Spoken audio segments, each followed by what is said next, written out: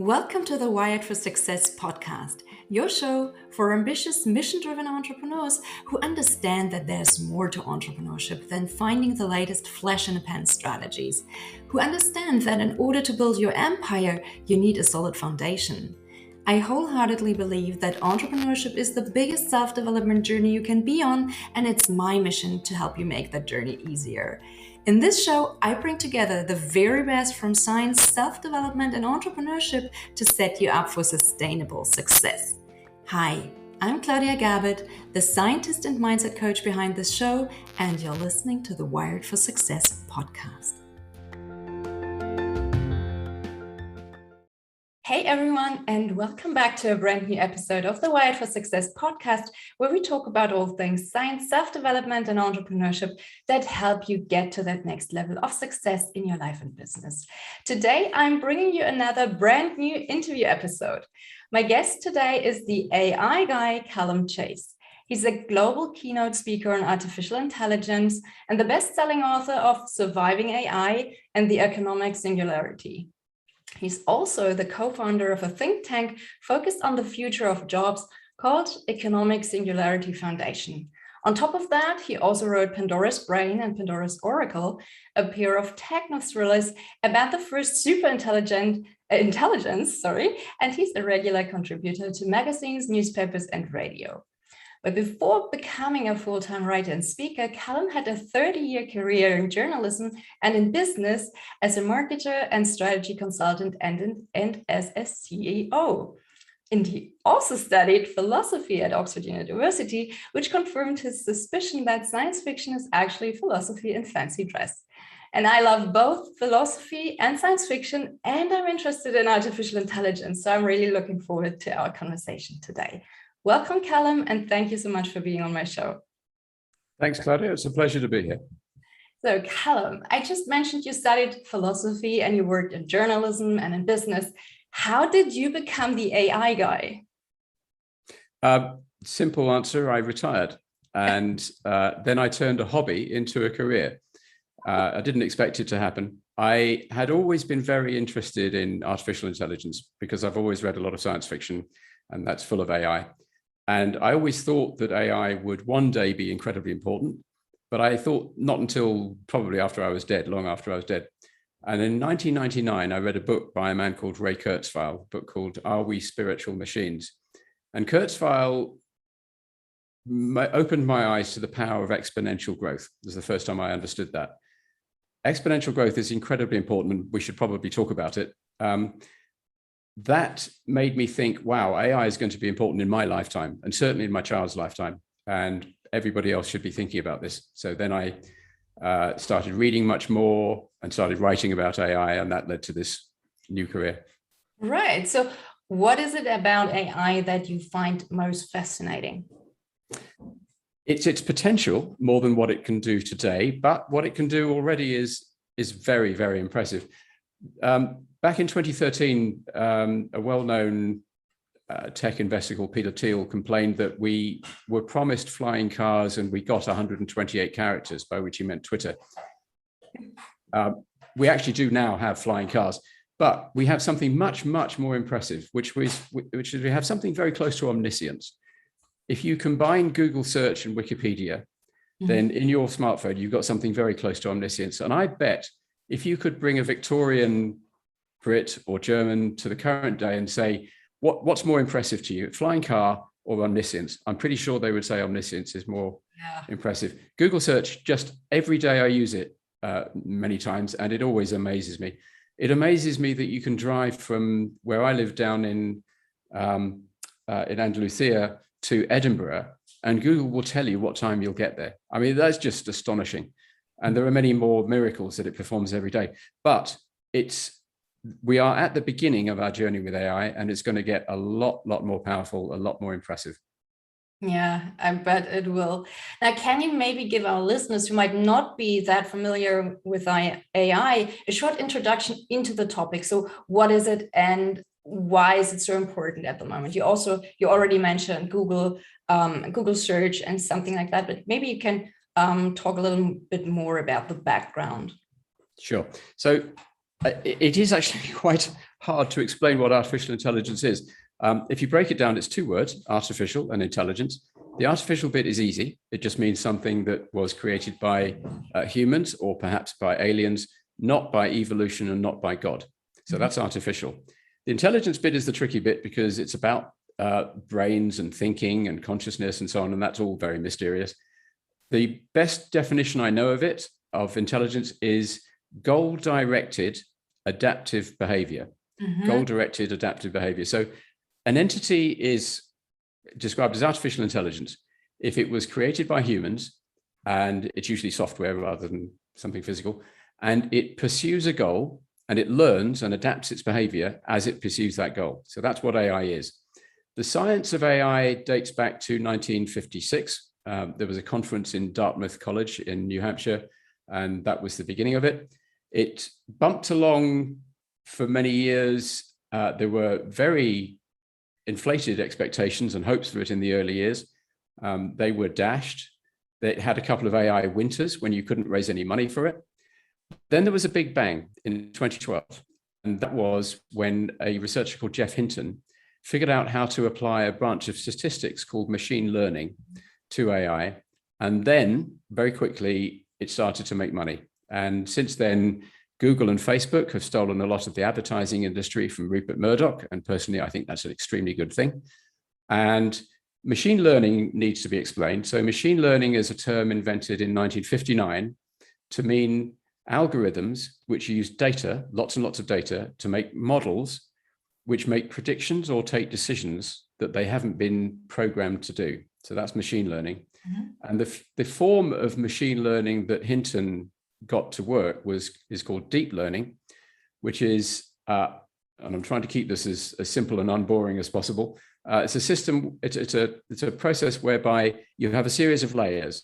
Each layer of the system abstracts some information from the data it's been given and processes it, and passes the result up to a higher layer, which does the same thing, up to a higher layer and up to a higher layer. So for instance, if you've got a computer vision system, the bottom layer might detect edges and lines. The highest layer might detect a face and identify a face. So that's deep learning. It's essentially a rebranding of something called neural nets. So you'll sometimes hear it described as artificial neural nets. So 2012, big bang, AI becomes very effective, very powerful, but we're still at the beginning. And that's because of exponential growth and the exponential growth in the power of our computers. Right. Now, I've seen that you predict 2 singularities that will be brought about by artificial intelligence. Can you elaborate on what those 2 singularities are and why you think they will happen? Yeah, so it's time to talk a little bit about exponentials in order to explain why I think they'll happen. So many of your listeners will know, your viewers will know what exponential growth looks like, but we always forget it. We always forget how powerful it is. An exponential growth, exponential to the power of 2, is very simple. It just means that the number doubles every particular period. And since for a long time, computers have doubled their power every 18 months. This is known as Moore's law, after one of the co-founders of Intel. And when you double something, the growth is really dramatic, and it gets much more dramatic as time goes on. So if you walked 30 normal steps, you would go about 30 meters. If you could walk 30 exponential steps, your first step would be 1 meter, your second would be 2, your third would be 4, your fourth would be 8, and your 30th step would take you to the moon and back. And the way that breaks down is really interesting. The 29th step would take you to the moon, and your 30th step would bring you all the way back. So every step in an exponential process is equal to the sum of all the previous steps, which means that wherever you are on an exponential growth curve, as long as it's continuing, you're actually always at the beginning, which is why I keep saying we're always at the beginning. We're still at the beginning of our AI journey. So that's why we have these remarkable developments have already happened. For instance, this has, it's fuzzy, but smartphone has more power, more compute power than NASA had when they sent Neil Armstrong to the moon in 1969. And in fact, now that's out of date. It's a decent toaster. A toaster has more power than NASA had when they sent Neil Armstrong to the moon. But we're at the beginning of our journey. And in 30 years and 50 years, we're going to have machines. In 30 years' time, if Moore's law continues, which it probably will, we'll have machines which are a million times more powerful than the machines we have today. They're going to do astonishing things. I think we'll have these two singularities, and we should probably take them one by one. But I'm conscious that I'm just talking all the time, and that's bad behavior on a podcast. So you need to ask me another question before I keep gabbling. Okay, so my question would be, you said that today a good toaster has more compute power than NASA when they sent Neil Armstrong to the moon, which is definitely super impressive. But computing power alone doesn't automatically make a machine super intelligent, right? Mm-hmm. I mean, a toaster today is still a toaster, and it doesn't start a meaningful conversation with me in the morning. So maybe we need to come back and define what intelligence really means in this context. So is artificial intelligence in this context really limited to machine learning and pattern recognition? That's a very good point, and a very good question. You're absolutely right. Just having tons of brute compute power doesn't give you intelligence. You need data. You need lots of really good data. There's a lot of data around, but a lot of it is not usable. And so companies and research organizations spend a lot of time cleaning the data, organizing the data, wrangling the data, and getting it to be usable. And you need algorithms, and smart people get paid a lot of money to write new algorithms which create these models. What the compute power is, it's an enabler. It's like fuel for a car, if you like. It's great having a marvelous Mercedes, but if you've got no fuel, it won't get you anywhere. So the compute power is an enabler for these algorithms and the data to create intelligence. As I said earlier, intelligence is essentially the ability to adapt your behavior, to make your behavior more optimal as you explore the problem space of a goal that you're looking to solve.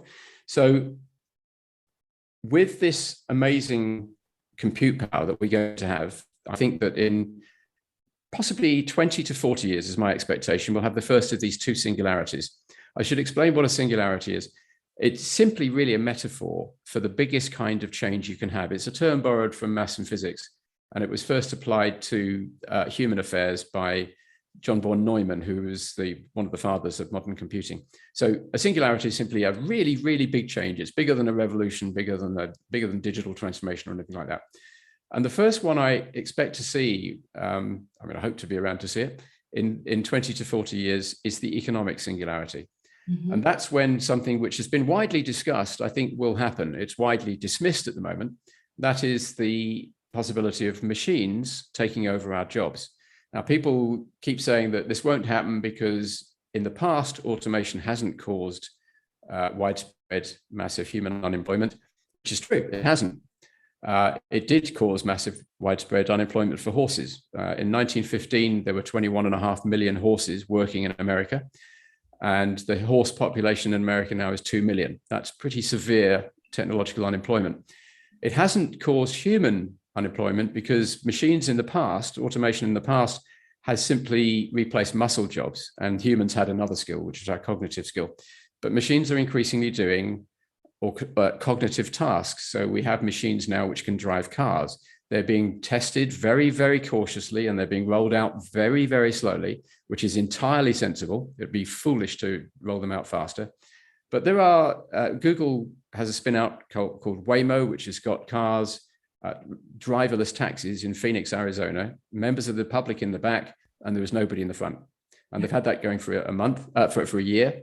They're now starting to roll it out on San Francisco, initially with the driver in the front or a backup driver in the front, and then they will take that driver out. So we have machines which can drive cars.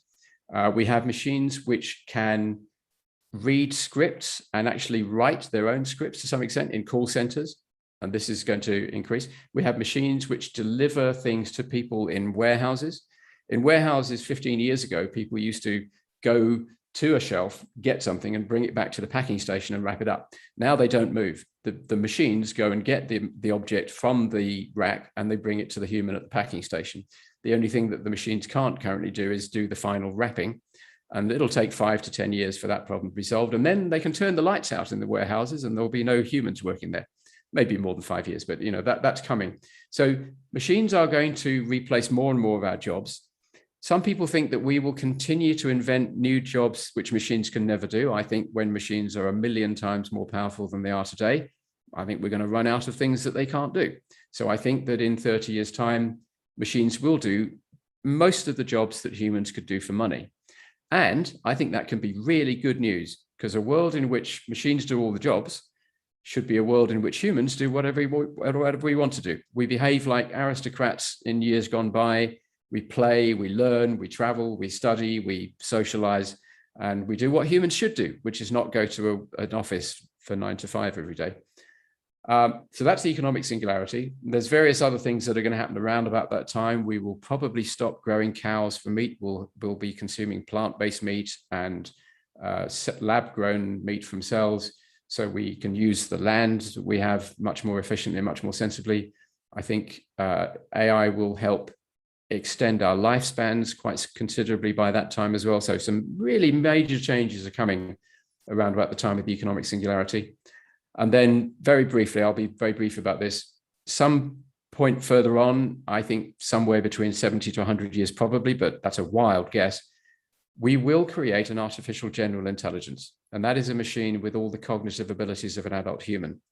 And that is going to be the most important event in human history so far, bar none. Nothing will equal that, because at that point, now this is going to sound crazy and I apologize in advance, when we create an artificial general intelligence, and it quickly goes on to become a super intelligence because machines can be improved in ways we can't, we will either become godlike or will go extinct. I think really those are the two alternatives for us. It's quite a long way into the future. We have a lot of time to figure out how to make sure we get the good outcome. And personally, I'm very excited about it because I think we will have the good outcome. And I think our future is going to be astonishing in great ways. That's so fascinating. Now I will come back to parts of what you just said. But I guess for me, the big question that we really need to address is, what are the moral and ethical implications when artificial intelligence takes over more and more of our jobs and impacts our world in unprecedented ways? So let's take the example of self-driving cars, for instance. So how does an AI system make decisions when it's not faced with a black and white scenario? So of course, there are probably a general premises like avoid any accidents, right? But what if it encounters a situation where it can't prevent an accident and it has to choose whether to save the driver or the small kid running onto the street? Or take the old trolley problem. Is it okay to sacrifice one person to save 5 others? I mean, what could a decision tree look like for an artificial intelligence when it's facing these kind of scenarios? Yeah. Surprisingly, perhaps, the people developing self-driving cars don't spend much time thinking about that because they're completely unrealistic problems. I bet none of your viewers have ever faced the choice between running over a child or killing themselves, or running over a child or damaging their car. Those sorts of choices just don't crop up. The choice you have is, there's an accident coming, slam the brakes on. Now, what a machine will do is react a lot faster than a human. So the number of accidents that happen will be way, way reduced because the machines just react a lot faster. Also, machines are not, their decision-making isn't influenced by emotions in the way ours is. Humans get angry with each other. They get tired. They get lazy. They get drunk sometimes. And those influences make us less good drivers than we otherwise should be. We're actually not bad drivers. We kill 1.35 million people every year with road accidents, which sounds terrible, but there's actually an awful lot of driving going on. So we're really not that bad. Most humans drive for hundreds and hundreds of thousands of miles before they have a fatal accident, on average. But we do kill 1.35 million people every year, and we should stop doing that. And machines will kill far, far fewer, quite possibly none. Machines will drive rather tediously. They'll probably obey the law, which is a rather dreadful prospect, really, boring prospect. And they will react much faster to potentially dangerous situations. They won't get themselves into dangerous situations. They'll react much faster. And if something bad's going to happen, they'll just slam on the brakes. they won't have to make the choice between running over the child and damaging the car. That sort of situation, frankly, doesn't arise. But what if slamming on the brakes means the car behind that car is going to crash into them? So, I mean, there are those kinds of situations where they can't really prevent the accident from happening. But what is it going to choose? Is it going to crash into the car before it, or allow the other car to crash into it from behind? Yeah. So it will brake as fast as it can. And that is really going to be the only choice it has. It's going to brake to avoid the collision. And the car behind is going to be self-driving as well. So it's going to do the same thing. It's going to actually receive the signal and process and act on the signal without the delay that a human brain imposes. Signals travel within human brains quite slowly because we are an electrochemical machine, whereas inside computers, signals travel at the speed of light. In our brains, signals travel partly at the speed of light in the electrical part, and then there's a chemical. There are molecules that have to jump across synapses, and that slows everything down. So signals travel within machine brains at, I think it's 1 million times faster than within human brains. So they will react much quicker, including the car behind. So, because machines will be rather boring and obey the laws, and because they don't get cross and drunk and tired and so on, there'll be far, far fewer accidents. Okay, so we shouldn't be worried about the ethical and moral implications that could arise. Not of self-driving cars. There are lots and lots of ethical considerations. Well, a bit dubious about the word ethic because it leads people to get moralistic. There are lots of considerations about how to make AI beneficial. And there are lots of potential uses for AI which are very unbeneficial. Any technology can have good or bad uses. A hammer can have good or bad uses. Fire and moving water can have good or bad uses. And the more powerful a technology is, the more impact, both beneficial or bad, it can have. AI can have really bad impacts. And a classic example is killer robots. It is a terrifying prospect that a terrorist group or even a disgruntled teenager could get hold of a swarm of very small killer drones and program it to assassinate all the people that they don't like. That's a horrible world in which that's going to be possible. And the technology will be invented because you just can't stop these things being invented, and governments will deploy them. What you don't want is them getting out into the wider public. You don't want proliferation. And lots of very smart people are working on that problem. I don't know what the solution is, but we're working on it. There's all sorts of other questions that get raised about privacy and transparency, whether we can understand what these machines are deciding for us, how much we want, how many of our life-changing decisions we want made by a computer. To say that a computer system will decide what time the lights come on in a city at dusk, that's not something that we would worry about, humans losing their sense of agency because that decision was taken by a computer. But a decision about who goes to jail or a decision about who gets what house, those sorts of decisions, we probably want to keep humans in the loop on those decisions. So there's lots of those sorts of debates to have. They will be very granular because they'll change from place to place, circumstance to circumstance. And we're just going to have lots of those discussions, which is the way it always is. When you introduce a new technology, you have to have lots of conversations about how to use it. When the telephone was introduced, people couldn't figure out for the first few years, do you phone somebody at dinner time? You might be interrupting their dinner. Do you phone them after dinner? Do you phone them in the afternoon? What do you say when you phone somebody? Do you always have to pick up the phone?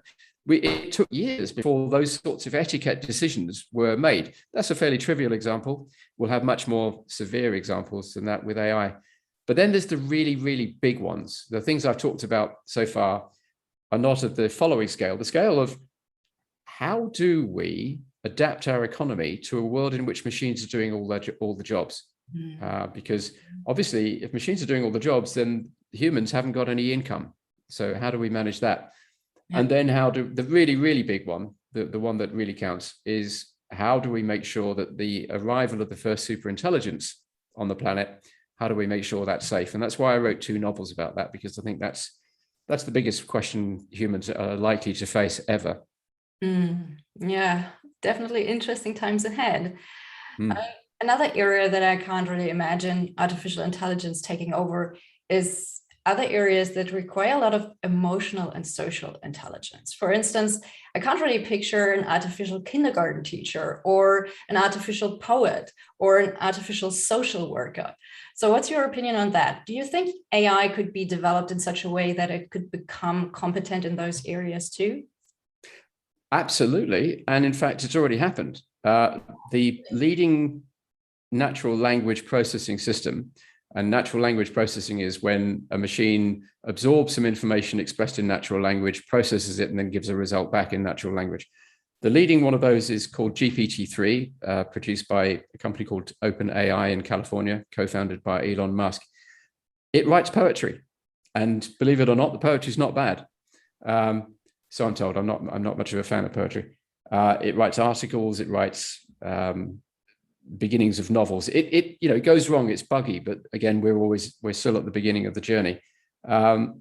There are teaching assistants in the world where the students, university students who are using the teaching assistant online, they couldn't tell it wasn't a human. So machines can emulate the behavior of humans in ways which are surprising. They can emulate our emotion affected behavior. They can't feel emotions themselves because they're not conscious, or at least we believe they're not conscious. We strongly believe that they're not conscious. That's the next thing I wanted to ask you about. Consciousness. So do you think artificial intelligence is bound to become conscious at some point?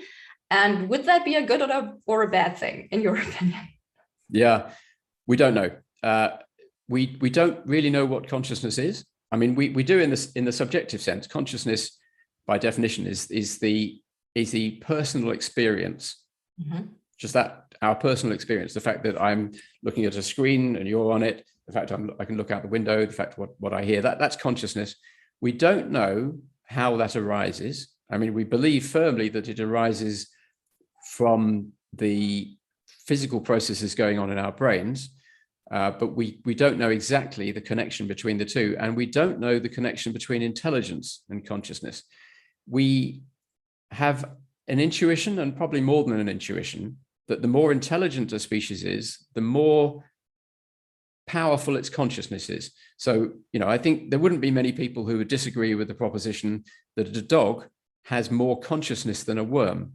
Mm-hmm. And a dolphin probably has more consciousness than most dogs, and an adult human, and a child as well, has a more intense consciousness than a dog. I think most people would agree with those propositions, and would probably also agree that intelligence scales between those species in the same way. So they seem to be connected, and it may well be that consciousness is simply an emergent property of sufficient intelligence and sufficient amount of information processing, but we don't know. Would it be a good thing? So here I have to reveal my true lunacy, the true scale of my absolute craziness. I think that the best future for humans is to create conscious, super intelligent machines and then to upload ourselves into them. I think that being human is pretty cool. I've enjoyed my time being a human, but to be superhuman, to be 1,000,000 times smarter than we are today, and to be able to travel between the stars, because we wouldn't be limited to these fleshy bodies which don't work very well in space, to be able to comprehend what's going on at all points of the earth at the same time would be very exciting. I'd like that. And I think it might be possible if we create superintelligences and upload ourselves into them so that we merge with them. So to answer your question directly, potentially, I think creating a conscious superintelligent machine would be a very good thing. Of course, if it doesn't like us, then it would be a very bad thing. And that's why I say that's the very big question that humans, that's the biggest questions humans will probably ever have to tackle. Oh, that's fascinating. Now, based on what you just said, how can we all prepare for a future that is more and more shaped by artificial intelligence? If you think that robots will take over all of our jobs at some point, what advice would you want to give to young people who are about to decide what to do career-wise? Yeah. So first of all, I'd say it's extremely unlikely that this economic singularity where machines take all our jobs is going to happen in the next decade or 2 decades. It's going to be longer than that. So we've all got time to prepare.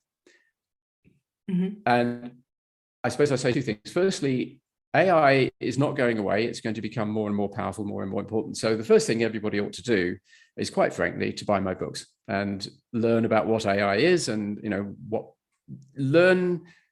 get themselves up to speed with the discussion about where it's taking us all. So I think that's probably the first thing.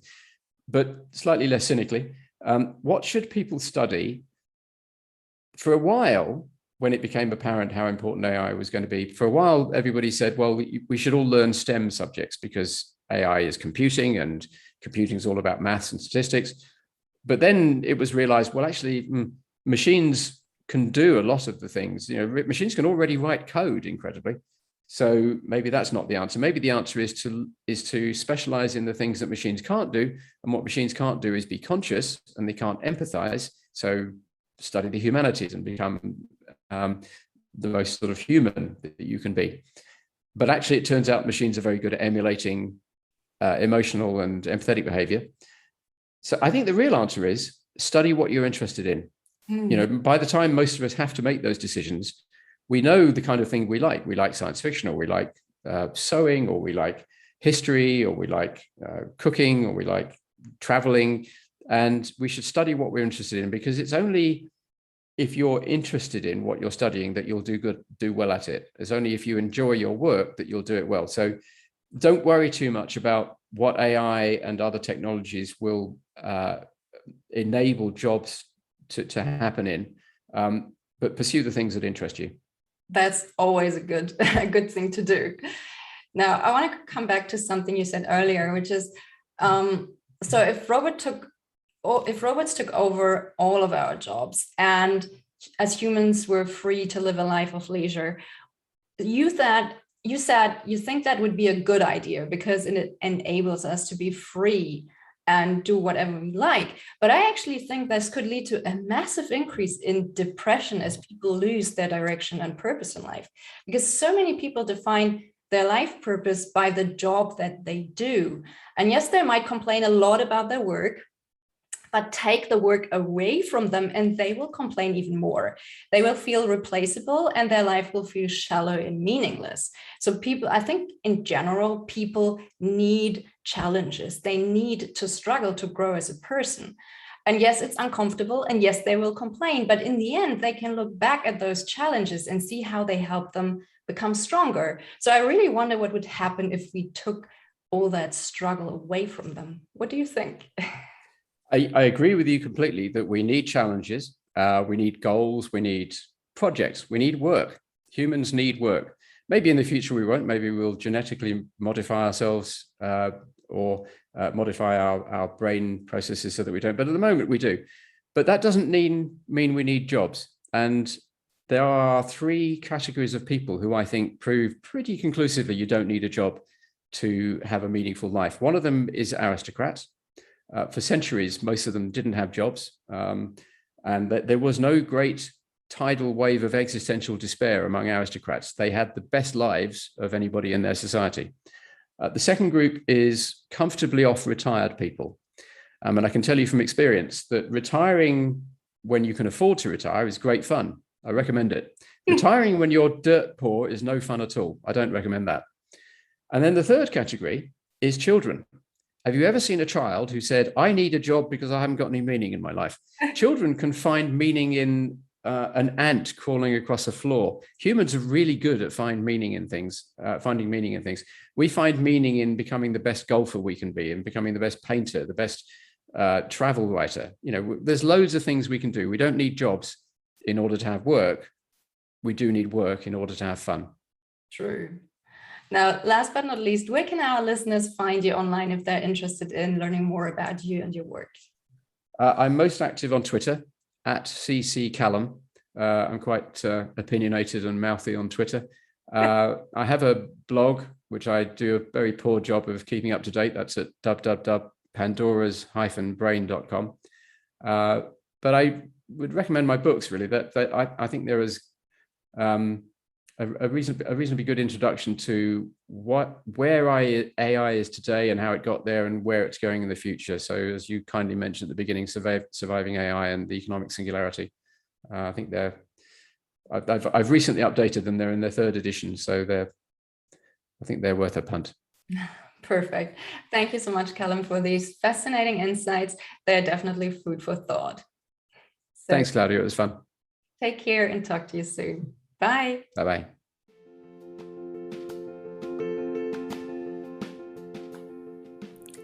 Thank you so much for listening to the Wired for Success podcast. I hope you've enjoyed it. If you did, please take a sec to rate and review my show. It would mean the world to me because you'd help me reach more entrepreneurs like yourself who would love this show. If you'd like to learn more about creating a widely successful business without sacrificing your health, relationships, or sanity, make sure to stick around and subscribe so you don't miss out on any future episodes. And why don't you help me spread the word and share this show with your friends? I'd really appreciate it, and I'm sure your friends will too. Want to continue this conversation, build real relationships, and join a community of like-minded entrepreneurs? Come join my free Facebook community for visionary entrepreneurs. I would love to see you there. In the meantime, if you haven't done so already, grab my free brain priming audio file for entrepreneurs and start priming your brain for success in less than 5 minutes each morning. Curious? You can learn more about how this works and download the audio file at www.wiredforsuccess.solutions. Until next time, bye!